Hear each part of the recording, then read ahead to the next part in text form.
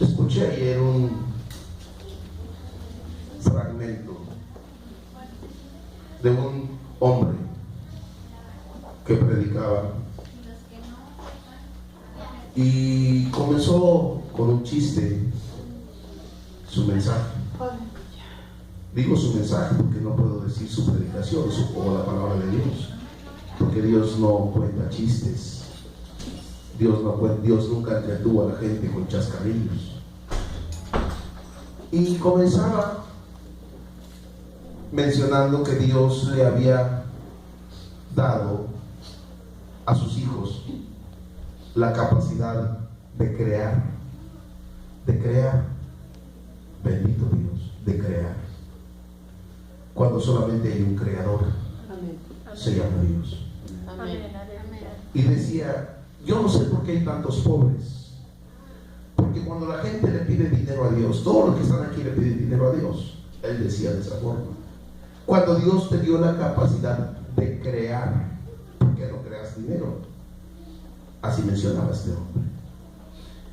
¿Tendrá razón de yo mencionar esto? Tiene razón de mencionarlo, porque el diablo ha torcido a la iglesia, o gran parte de la iglesia, ha engañado a muchos. Hay muchos orando por un mejor trabajo, para tener un mejor sueldo, cuando deberíamos de orar para que Dios me haga soberano y me haga patrón, para yo, en lugar de que me paguen, yo pagar, de trabajarle a alguien, que alguien me trabaje. Mencionaba esto. ¿Por qué? Le voy a decir por qué, decía este hombre. Casi me llenaron los fragmentos. Y mencionaba y decía, porque la gente cree en el evangelio. Ese es el error. Ese es el grave error, porque la gente cree en el evangelio, pero no le creen a Dios. Confuso para la escritura, confuso para los que conocemos la palabra. Porque si Dios te dio la potestad de ser su hijo, ¿de quién eres hijo? De Dios. Eres hijo de Dios. ¿Y los hijos de Dios qué son? Pues son dioses. Santo Dios. Porque Juan le pone Juanito a su hijo, Pedro le pone Pedrito, Pancho le pone Panchito. Entonces, si tú eres hijo de Dios, ¿qué eres? Un Diosito. Así decía este hombre. Y no tienes dinero porque no has creído que Dios te ha dado la capacidad de crear dinero. ¿Qué somos? Y luego ya todos los 20,000 o 30,000 que estaban allí, diositos. Eso es lo que se está vendiendo. Este hombre construyó una congregación, un templo que cuesta 150 millones de dólares en un país donde el 72% vive en pobreza. Y gran parte de esa pobreza es pobreza extrema. Construir un templo de tal magnitud, 150 millones de dólares, el templo más grande que exista en América Latina, en un lugar donde la pobreza se está convirtiendo prácticamente en una parentesco a la iglesia tradicional, a la gran ramera. ¿Sí me explico? A la iglesia que no es apóstata, porque nunca ha sido iglesia verdadera, nunca ha caminado en la verdad, pero donde está la riqueza es donde gobierna esa mujer vestida de escarlata. Si saben a lo que me refiero, la iglesia tradicional, en donde los grandes jerarcas se sientan en sillas chapeadas en oro, en donde comen en platos chapeados en oro, tenedores en oro, donde, hermanos, con la riqueza del Vaticano se podría erradicar la pobreza a nivel mundial 3 veces. Aleluya.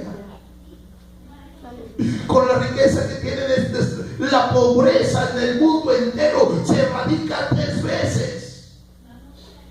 Por eso, hermanos, es terrible la situación y muchos están imitándolos, muchos engañando, cuando la Biblia dice que ¿qué relación tiene de aquellos que creen en Jesús? ¿Por qué? Porque Jesús dijo: en el mundo tendréis aflicciones. Pero a alguien se le ocurre decir que yo puedo vivir en riqueza, cuando la Biblia dice: bienaventurados los pobres. Cuando Santiago dice: que no sabéis que Dios ha escogido a los pobres de este mundo como herederos del reino que Dios ha prometido. ¿De cuál reino? De la vida eterna que Dios ha prometido. Dios ha prometido, Dios ha elegido ¿a quién? A los pobres de este mundo. Cuando la Biblia dice: llorar con los que lloran, sufrir con los que sufren. Bendito es el nombre del Señor. Y claro, hermanos, ya le apagué. No tenía necesidad. Solamente algunas horas antes me había llegado por ahí un mensaje. Ayer mismo me llegó, no sé cuándo lo editarían, un mensaje que proviene de Irak. De Irak, sí, de Irak. Por parte de otras personas me llegó a mí. Y yo por ahí lo publiqué, no sé si alguien lo leyó. Decía un mensaje urgente: hermanos, les pedimos que oren por nosotros urgentemente, porque está sucediendo algo terrible aquí en Irak. El Estado Islámico ha perdido cierta ciudad y están arrasando con toda la ciudad. Los niños que encuentran las secuestran, las toman como esclavas y están matando a todos los niños. Y están a 10 minutos de llegar aquí al lugar donde nosotros estamos. A 10 minutos de llegar. Nosotros no vamos a irnos porque somos la única esperanza que tiene la gente de alrededor.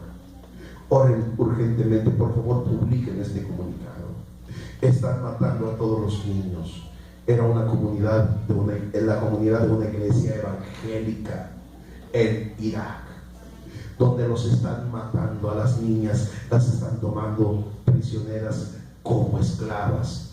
Pero hermanos, dicen: no vamos a irnos, aquí vamos a estar, solamente Dios puede salir de nuestro rescate, no vamos a huir, porque es la única esperanza que tienen las personas que vienen a este lugar. Nosotros en Cristo tenemos la única esperanza, existe la única esperanza. ¿Se da cuenta de la distancia que existe de una situación a otra situación? De una persona que está edificando un lugar de 150 millones de dólares, donde reclaman riqueza, donde reclaman señorío, donde reclaman, hermanos, muchas propiedades, que sienten que son merecedores por ser hijos de Dios. No son hijos de Dios. Definitivamente no son hijos de Dios. La Biblia dice: haya en vosotros este mismo sentir que hubo también en Jesús, el cual, siendo en forma de Dios, no escatimó en ser igual a Dios como a cosa a que aferrarse. Aleluya. Sino que se despojó y se humilló a sí mismo y se hizo obediente, y obediente hasta la muerte, y muerte de cruz. Aleluya. Aleluya. Muerte de cruz. Se despojó. Aleluya. El cristiano debe de despojarse primeramente del pecado, primeramente de las preferencias personales, gustos personales, de los afanes de este mundo. Pero el cristiano no puede anhelar ser rico, no puede anhelar, hermano, cosas terrenales, porque nuestra ciudadanía está en los cielos. La Biblia dice que el peor de todos los males, escúcheme, dice: el peor de todos los males es el amor al dinero. Aleluya. Aleluya. Con esto no quiero decir que estoy en contra de que la gente tenga dinero, que sea rico. No, yo no digo eso. No condenamos la riqueza. Lo que condenamos es la avaricia, el amor a la riqueza. Lo que condenamos es que la gente deje a Dios por la riqueza, o piense que ser cristiano significa, hermanos, ser rico y tener propiedades y tener posesiones y tener autoridad y tener señorío. Ahorita ya los pastores se están coronando en las iglesias, en muchas les están coronando a los pastores como reyes. Es en serio, hermanos. Les hacen una corona ficticia de cartón en color dorado y les hacen allí algunos homenajes y les ponen la corona, les regalan ramos. Terrible. Y los pastores emocionados los están coronando reyes. Cuando el apóstol Pablo menciona, dice: siervos inútiles somos. Siervos inútiles somos. Aleluya. Eso dice el apóstol Pablo. Siervos inútiles somos. Y yo me considero uno de ellos, porque no hago lo que debo de hacer, porque no hago lo que quiero, porque no hago lo que el Señor me ha mandado, porque es muy poco lo que hago para la necesidad que hay en el mundo. Bendito es el Señor, porque a veces cuesta mucho despojarse. No queremos despojarnos, no estamos dispuestos a despojarnos. A veces no estamos dispuestos a salir de nuestra casa porque está lloviendo y venir a la iglesia. ¿Qué vamos a querer despojarnos para hacer algo por la gente? Bendito es el Señor, porque la gente no ha creído en el unigénito Hijo de Dios. Esa es la causa. Mire, en la Biblia, en el libro de Apocalipsis se habla de 7 iglesias. Se habla de 7 iglesias. Y hay algunas iglesias, principalmente la de Esmirna y la de Filadelfia, que Dios encomia y que Dios las ve con reconocimiento. Pero hay otras que Dios exhorta y que les habla de su condición, de cómo están viviendo. Yo quiero que me ayude, hermanos. Aleluya.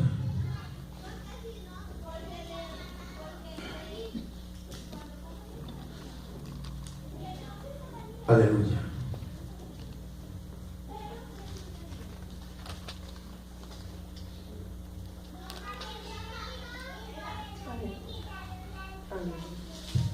Apocalipsis capítulo 2.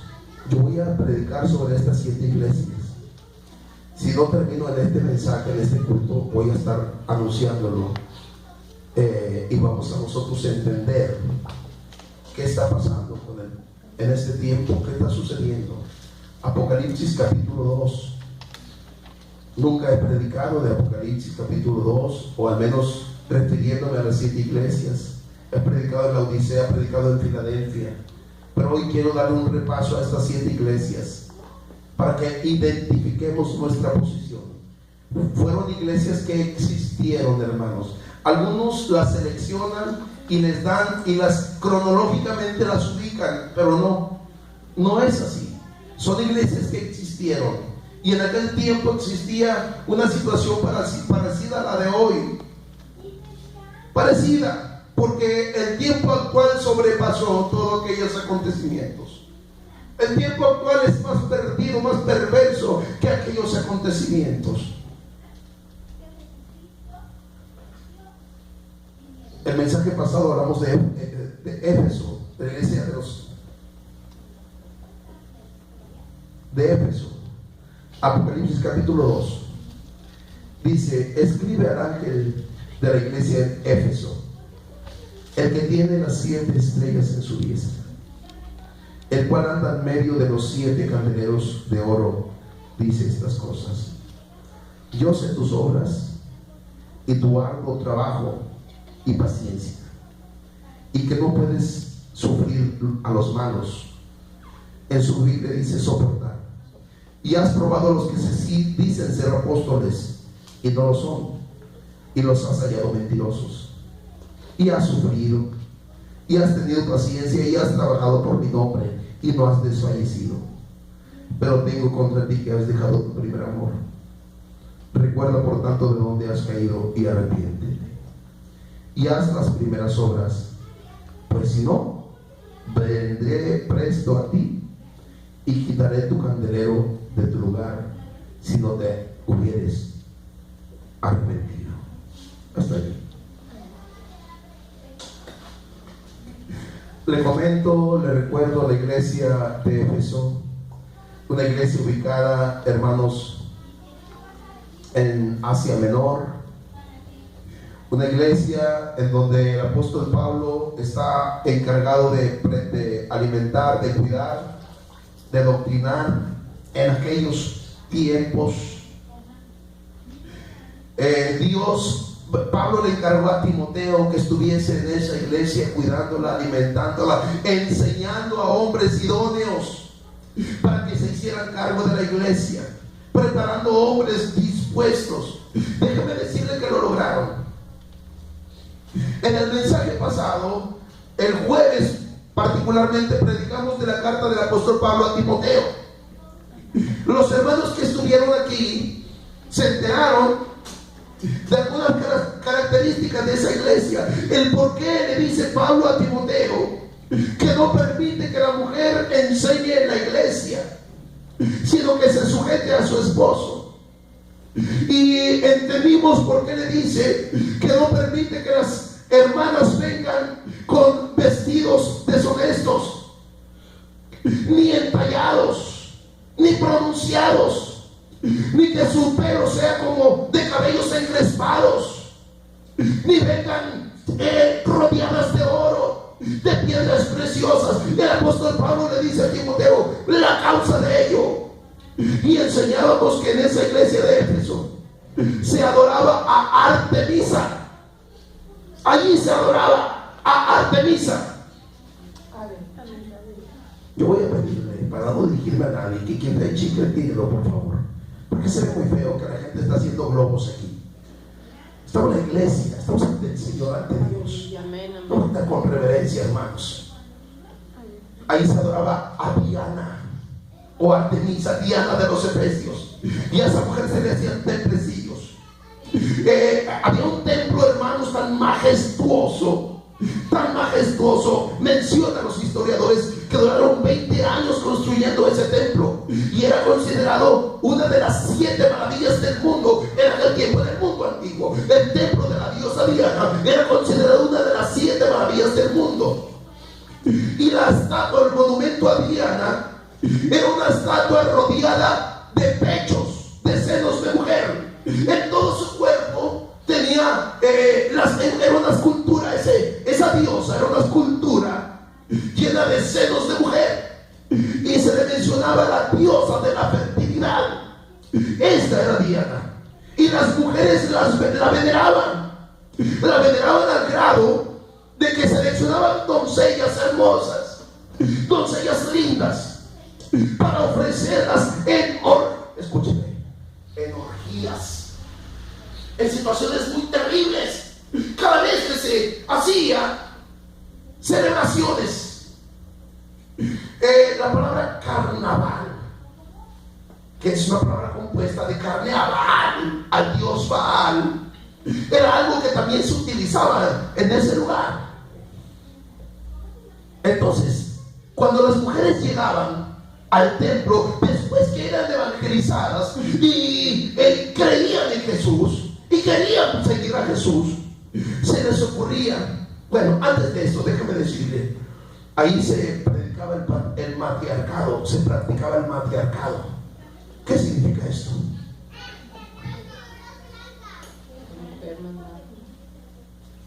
Algunas hermanas de aquí son matriarcas. No es una ofensa, es una pregunta. Matriarca significa que tiene autoridad la mujer en la casa. Patriarca, pues es el padre. Pero cuando la madre manda, y en Éfeso la mujer tenía mucha autoridad, tanta autoridad que se sublevaban ante el esposo. Por eso Pablo le dice: no permito a la mujer enseñar en la iglesia, tampoco que lleven con sus cabellos encrespados, levantados, tampoco que lleguen como iban cuando iban al templo de la Artemisa. Y vaya que había una tarea difícil allí en Éfeso. Y yo le mencionaba, hermanos, que era un lugar terrible, al grado que es una ciudad donde proliferan los espíritus inmundos, donde prolifera, hermanos, los demonios. ¿Por qué digo esto? Lo digo con razón. No estoy sacando nada fuera de contexto. Lo digo con razón. ¿Y cuál es la razón que me dice para que yo argumente este comentario? Pues a Éfeso, es a la iglesia a la que Pablo le dice: porque no tengo lucha contra carne ni sangre, sino contra principados, contra potestades, contra huestes espirituales, contra gobernadores en las regiones celestes. Contra ellos es la lucha. ¿Y qué significa esto? Que había conflictos en la iglesia de Éfeso. Había conflictos entre los hermanos. ¿Quién los provocaba? Los que no veían, los que hacían la guerra invisible, los que hacían la lucha invisible. ¿Quién es quien hace la lucha invisible? Pues los espíritus, los que no se ven, los demonios, los que vienen y se interponen entre el crecimiento de la iglesia, los que desaniman muchas veces a los hermanos a que vengan a buscar al Señor. Obviamente la carne es parte de esto. Es decir, cuando digo la carne, es el cuerpo del hombre. Pero hay una lucha demoníaca terrible, mente demoníaca. ¿Por qué dice esto, hermano? Porque la Biblia dice que el Dios de este siglo ha cegado el entendimiento para que no resplandezca la luz del Evangelio. Vaya, que la iglesia de Éfeso era una ciudad perdida, una iglesia que antes estaba terriblemente en pecado, terriblemente, una iglesia pagana, una ciudad pagana. Por eso es que Pablo pone principal atención y le dedica 6 versículos, 6 capítulos en Efesios, una carta particularmente para Efesios. Y a Timoteo lo deja en ese lugar. ¿Y sabe qué hace Timoteo? Los cimienta, los enseña, los doctrina, los fortalece, les hace una iglesia de oración, una iglesia de discernimiento, una iglesia que ama al Señor con todo su corazón. En eso se convierte la iglesia de Éfeso. Cuando es una iglesia desordenada, se convierte en una iglesia ordenada. Las hermanas entienden, comprenden y se someten y empiezan a aprender la palabra del Señor. Podría decir que era una iglesia numerosa. No era una iglesia numerosa, aunque era una ciudad muy grande. No, yo creo que cuando llega Timoteo y empieza a hacer su obra, sí abrieron algunas células, algunos puntos de reunión, pero no era una iglesia, hermanos, de grandes aglomeraciones. Un lugar no era un lugar muy concurrido. ¿Por qué digo esto? Porque regularmente cuando se predica la sana doctrina no abunda, no hay multitudes. Recordemos que cuando Jesús daba de comer 5,000 personas, amén. Pero en la cruz, ¿cuántos estuvieron con Jesús? ¿Cuántos? Uno. Ahí estaban las hermanas. Siempre las hermanas superan el número desde el tiempo de Jesús. Siempre. Allá no se mencionan mucho a las hermanas, porque en la cultura judía a la mujer no se le consideraba. La mujer no contaba en el censo. No, en el censo se contaban a los hombres. A la mujer la excluían de los censos. No tenían voto, no tenía nada la mujer. De alguna manera era menospreciada la mujer. Por eso es que se mencionan 12 apóstoles, por causa de la cultura. Entonces Éfeso tiene, Timoteo tiene un trabajo arduo ahí en Éfeso, muy arduo. Y cuando se enseña la doctrina, obviamente que los emocionalistas o la gente que se emocionaba de una nueva palabra. A la gente le emociona la vida eterna. A la gente le emociona que puede platicar con Dios. A la gente le emociona que ya tienen a alguien que le ayuda con sus problemas. Claro, lo emocionan. Pero ya les hablan de un nuevo nacimiento, de una regeneración, de una nueva vida. Les habla del compromiso que tienen con Dios. Y cuando esa emoción se acaba, se espuma, era una cortina de humo solamente. Ya no existe esa emoción. Se enfrentan a la situación y la carne no puede. La carne no puede cambiar. La carne debe de someterla. Debe de pelear en contra de ella para poder vencer, para poder salir adelante. Aleluya. Entonces Timoteo tiene un trabajo muy difícil. Ahora otra cosa. Timoteo era un joven soltero. Qué difícil tarea enfrentarse a las hermanas de Éfeso. Amén. Era difícil. Sí. No busqué yo relacionar este mensaje con el mensaje anterior. No lo busqué, sino que voy a leerlo del versículo 9 al versículo 15. Dice: asimismo también las mujeres. 1 Timoteo capítulo 2 versículo 9.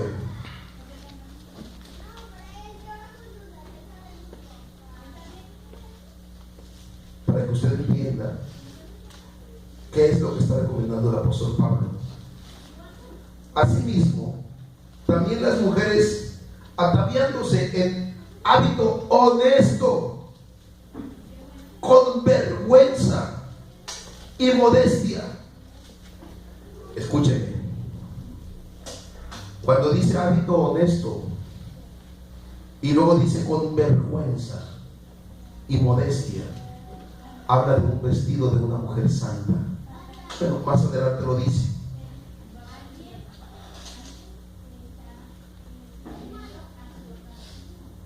No con cabellos encrespados, u oro, o perlas, o vestidos costosos, sino de buenas obras, como conviene a mujeres que profesan piedad. Mensaje para las hermanas. ¿Cuál debe ser el vestido de la hermana? ¿Cuál es, hermana? Un vestido que profesa piedad. Versículo 10. ¿Qué dice?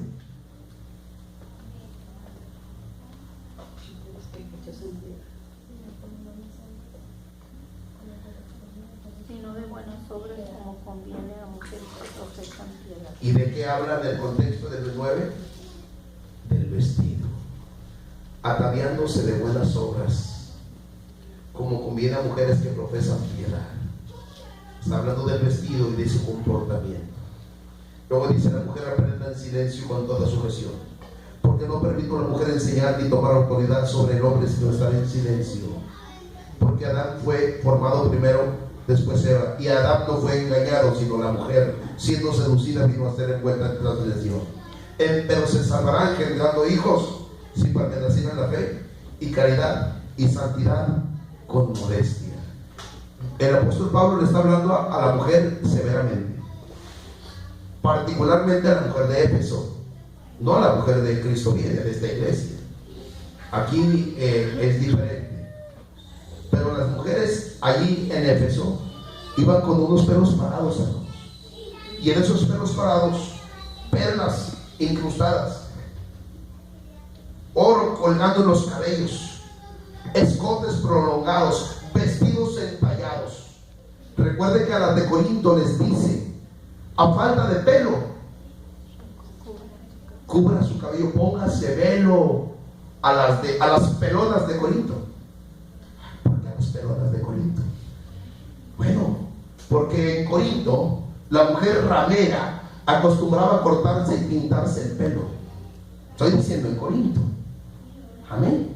Acostumbraba a cortarse el pelo para que los hombres las identificaran. Amén.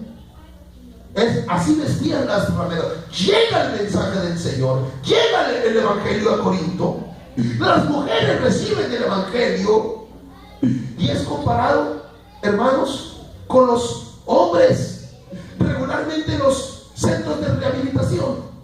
que dicen Cristo me cambió y andan con tirantitos todos tatuados, cuando se pueden poner, amén, hermanos, manga larga. Si los ha visto, van a la iglesia y todos tatuados,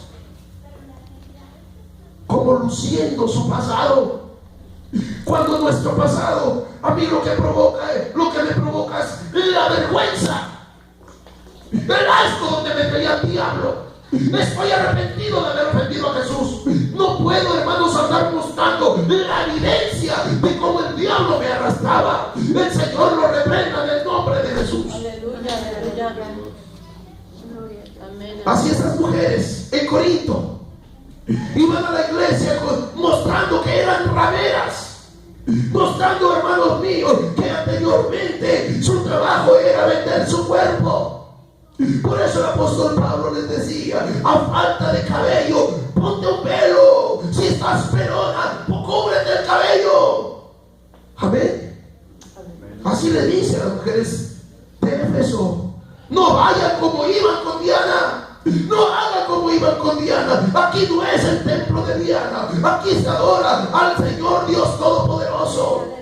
Aquí las costumbres son de otra manera. Aquí se vive la santidad. Dice: como conviene a mujeres que profesan piedad, así vístanse, así compórtanse, atáviense de buenas obras. La iglesia que cree en el Señor es una iglesia que se viste de buenas obras. De hecho, lo dice Juan en Apocalipsis. ¿Cuáles son el vestido de lino fino? ¿Cuál es? Las obras justas de los santos. Ese es el vestido de lino fino. Ese es el vestido de la mujer. Las obras que profesan piedad. Qué interesante. Espero que no estemos desnudos nosotros. Amén. Espero que no querramos, hermanos míos, lucir lo exterior. No, tengamos cuidado, hermanos. Bendito es el Señor. Dice: ¿por qué? ¿Por qué no permito a la mujer enseñar? Porque quería tomar autoridad, como lo hacían, hermanos, como lo hacían allí con Diana, con esa Artemisa. Aleluya. Que se decía lo que se dice hoy de María. Se dice que siempre fue virgen, Artemisa, pero no por el hecho de que fuera sometida al hombre, sino porque era la que gobernaba a su esposo. Existió, por cierto, Artemisa. No fue mitológico, no era ese monumento, no. Fue un ser real que tuvo familia, como Semiramis, la mamá de Nimrod. Perdón, la esposa de Nimrod, Semiramis, madre de Tamuz, de donde viene el niño Dios que muchas veces levantan, que cada 24 ya mero, ahorita ya muchos lo están acostando. Bueno, viene desde allá, viene desde Semiramis, y supuestamente esta mujer no tenía relación cuando nació Tamuz. Qué tremendo cuando era una mujer perversa. Es mentira, es mentira. Pero lo más terrible, hermanos, es que la gente se lo cree. Y existe una mercadotecnia terrible en este asunto. Y luego van y el muñequillo ese, aunque se le haya quedado un pie y se lo peguen con el stock 5,000. Ahí lo están adorando, poniéndole flores, haciendo tamales. Y luego después se dan una emborrachada. Gobierno del diablo. ¿Cómo es la gente tan? No puedo decir una mala palabra, pero si se valiera, no una mala palabra, pero una palabra de regaño. ¿Cómo pueden estar tan cegados? ¿Cómo pueden no darse cuenta? Hermanos, gastan su aguinaldo todo el año trabajando, y luego su aguinaldo van y se lo dan al muñequillo ese. Y claro, tiene un poder, hay un poder oculto. Y luego vienen los pleitos, y a veces hasta muertos, hermanos.